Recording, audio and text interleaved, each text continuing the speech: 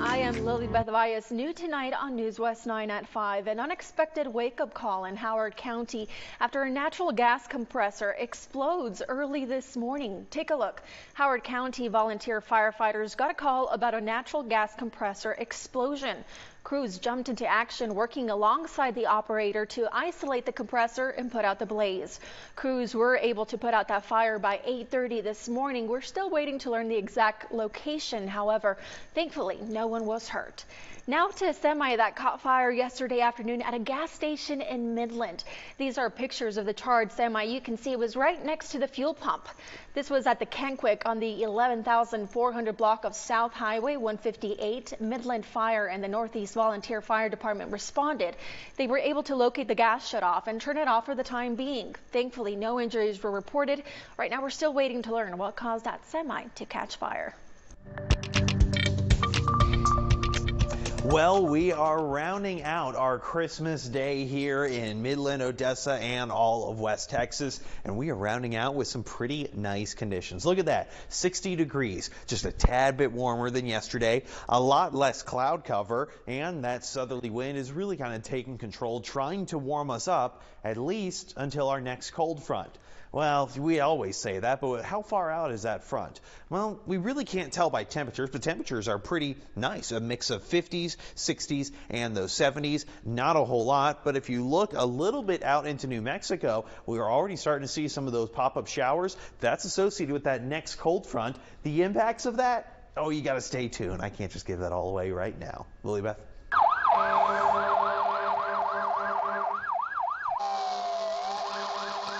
It's just something we give back to the community every year. We're a small department. They help us out a lot. We try to take good care of our citizens, and this is something we've been doing for over 50 years.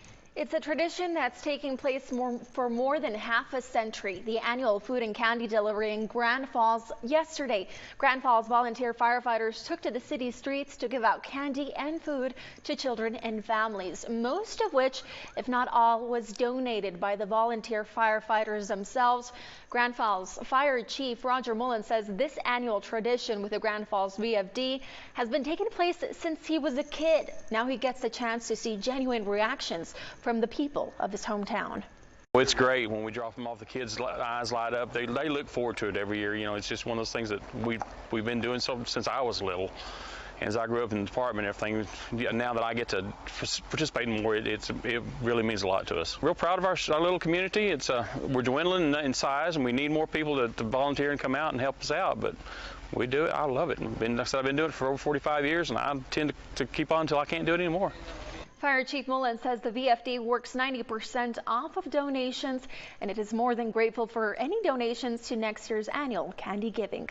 And happy holidays to everyone. Here is a friendly reminder to check out the Starbright Village lights in Odessa right now through December 29th.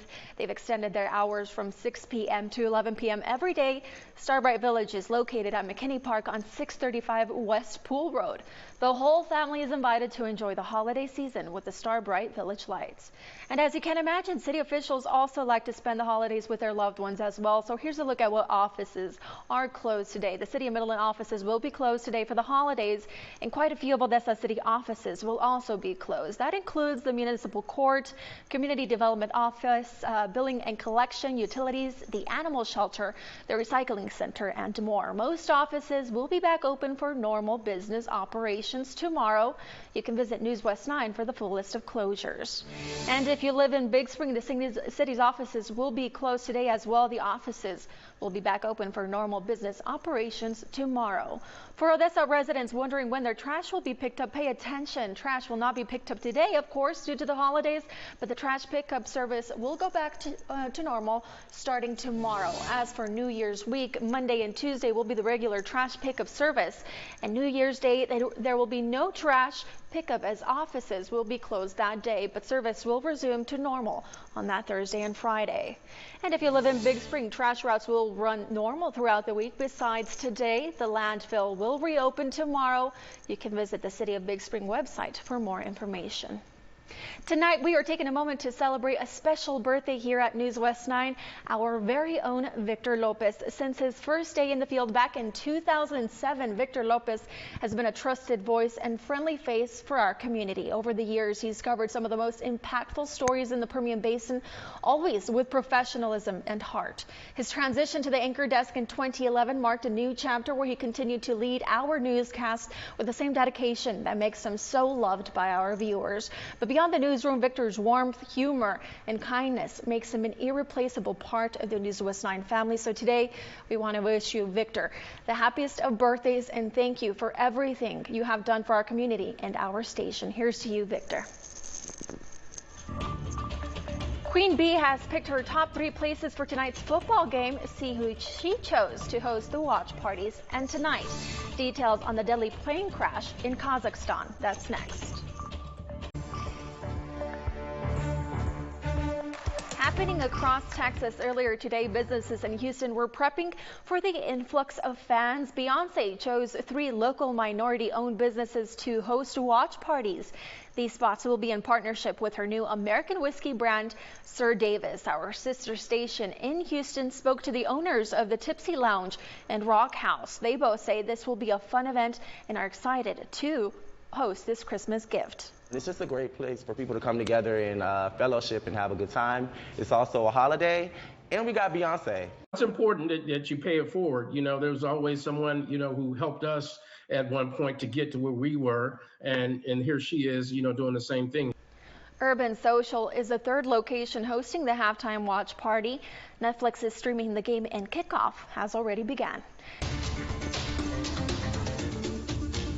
Taking a look around the world, investigators have reported that at least 38 people lost their lives today when a passenger plane carrying 67 people from Azerbaijan to Russia crashed in Kazakhstan. However, some passengers managed to survive and were seen walking away from the wreckage. Here's Kelly Kobiela with more.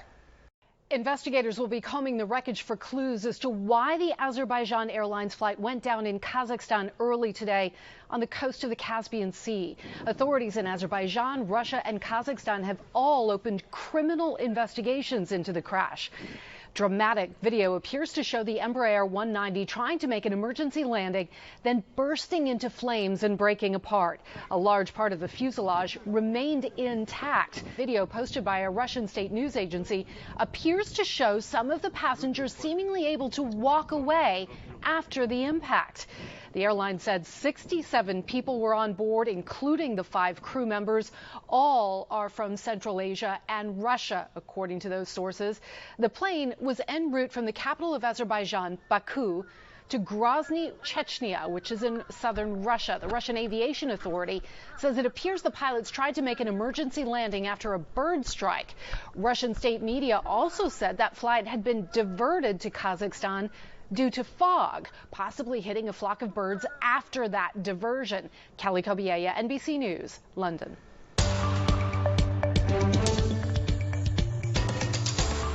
A United Airlines flight landed in Hawaii yesterday with the discovery of a dead body. According to the airlines and the local police department, the body was found in the wheel well of one of the main landing gears on Flight 202. United responded to the incident, stating the wheel well of the Boeing 787-10 was only accessible from the outside of the aircraft, and it's unclear how or when the person accessed it. Maui police are currently investigating this incident. And this afternoon, President Biden is set to decide whether to approve Japan's purchase of U.S. steel. A government panel was unable to agree on potential national security risk associated with a nearly $15 billion deal. The president now has 15 days to decide, but both he and President-elect Trump have voiced opposition to the sale, citing concerns about foreign ownership of a key American company. This year's political decisions have been marked by dramatic shifts as seen in November when a tightly contested election resulted in a decisive victory. Here's Kate Snow with more. It may be the biggest political comeback in modern American history. This was, I believe, the greatest political movement of all time. Donald Trump heading back to the White House after a year of dramatic highs and lows. The former president locking up the Republican nomination with ease back in March. Then along the way to Election Day, battling 2 federal legal cases and a conviction in New York for falsifying business records in an attempt to cover up a hush money payment. That is 34 felony counts here, all guilty verdicts. Trump's supporters undeterred, believing he could best tackle the economy and immigration. I'm the only one in history who got indicted and my numbers went up. Initially set for a rematch against President Joe Biden. I'm still the only person to ever beat Donald Trump. They made history as the oldest major party presidential candidates ever in an American election, a concern for voters as whispers about Biden's mental fitness grew louder. The special counsel referred to the president as a, quote, sympathetic, well-meaning, and elderly man with a poor memory. My memory is fine. That first debate in June setting off 3 weeks of unprecedented political upheaval. Look, if we finally beat Medicare. This night got off to a tough start for President Biden. I think it's a legitimate question to say, is this an episode or is this a condition? Calls for Biden to end his re-election campaign sidelined by an unthinkable twist. Take a look at what happened.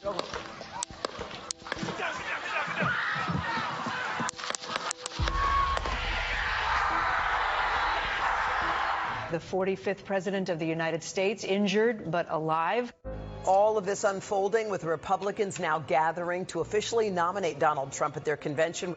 With his ear bandaged, the former president accepting the nomination 2 days after the attempt on his life. I stand before you in this arena only by the grace of Almighty God. That same week, Biden testing positive for COVID. News broke of different Democratic leaders calling for the president to step aside. My fellow Americans. Days later, the president ending his re-election bid. I revere this office, but I love my country more. Endorsing his vice president, Kamala Harris, and upending the race with just over 100 days until the election. We choose freedom.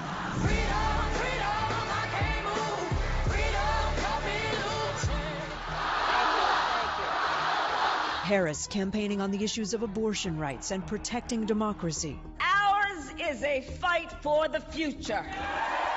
Trump pivoting to his new opponent. I didn't know she was black until a number of years ago when she happened to turn black.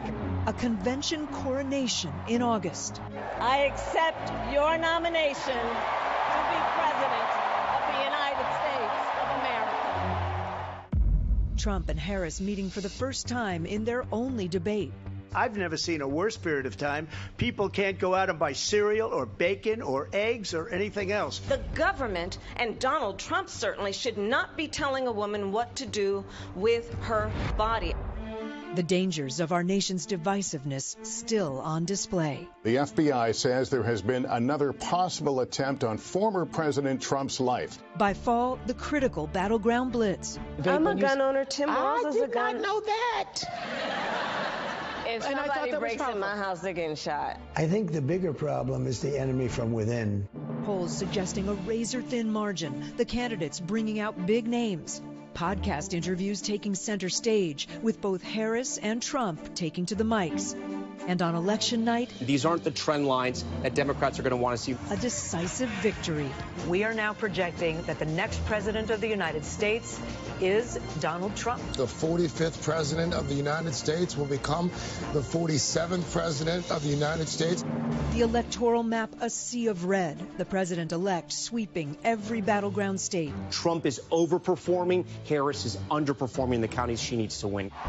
Trump's win fueled by increased support from women, independents, Latino and black voters, becoming the first Republican to win the popular vote since 2004. In New York City, Trump has posted a 15-point gain from the last time around. The GOP taking total control of Washington, ousting Democrats to secure a 3-seat majority in the Senate and keeping control of the House. An election year like no other, and one we won't soon forget. Kate Snow, NBC News. Jordan, Christmas Day is not over. Some people will be making their rounds to possibly visit a friend or a family. But can those travelers expect some cooler weather or warmer? It's really about the same as what we saw yesterday, which is just right, the Goldilocks zone. But after that, we're seeing a big warm up heading toward the new year. I get the latest next.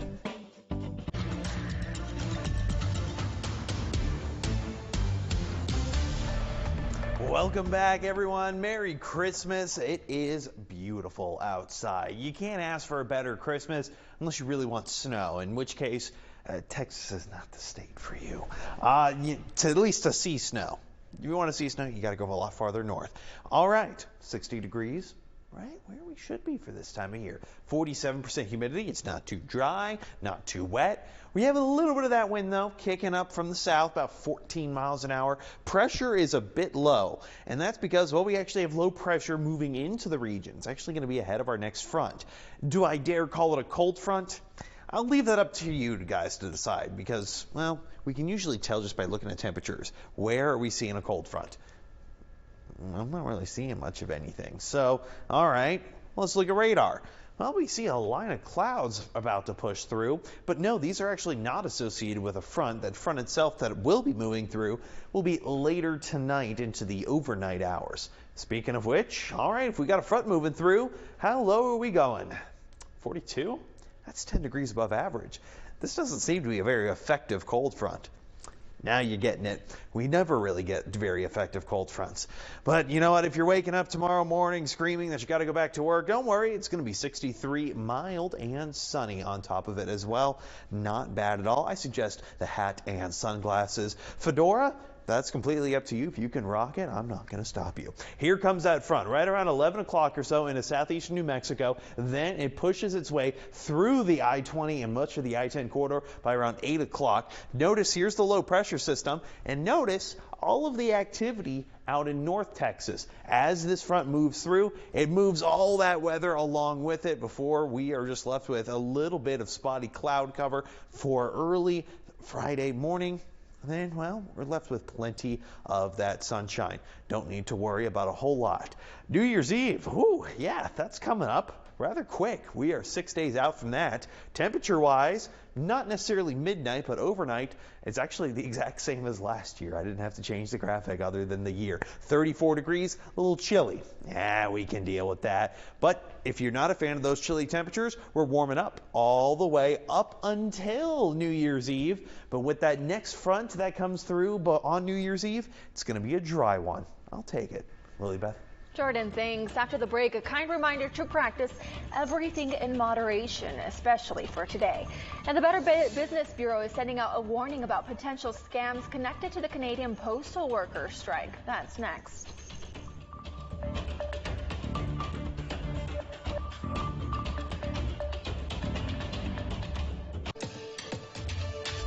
Welcome back. Holiday parties, family gatherings, 'tis the season for overindulgence when it comes to food and alcohol. So here's your reminder to practice the saying everything in moderation. Sometimes that extra food, salt, sugar, and alcohol can give you what's known as holiday heart syndrome. It's especially dangerous for those with existing heart issues, but it can happen to anyone. Symptoms include a racing heart, chest discomfort, or shortness of breath. If you experience any of those, stop drinking immediately. I don't always say chest pain because oftentimes it's pressure or discomfort. And so anything that's different than normal is important. Heartburn that does not improve with something over the counter in the way of an antacid needs to be investigated. Shortness of breath that's different than usual. I often talk to my patients about walking across a flat surface and are you short of breath?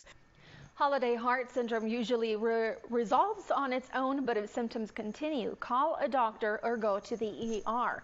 Some good tips from doctors: drink plenty of water and eat right before a party or gathering to avoid overindulging. The Container Store has filed for bankruptcy in hopes of saving the business. The company is based in North Texas and says the housing market slump has led to low demand. The Container Store is also facing stiff competition from the likes of Amazon and Target. We'll be right back with a final look at your forecast here on News West 9 at 5. All right, look at that 7-day forecast. We are staying nice and mild for tomorrow. Technically, that is called Boxing Day. We already went over what that was yesterday, just because I was reading it on a few forecast sheets earlier. Hey, temperatures warming back up as we head toward the weekend and early next week. And then just as we hit New Year's Eve, we cool back down. But as drastic of a cool down as it seems, we're still above average for temperatures, which means we're going to be about 20 degrees above average going into early next week. It sounds perfect to me. Thank you so much for watching News West 9 at 5. We'll see you at 6:30.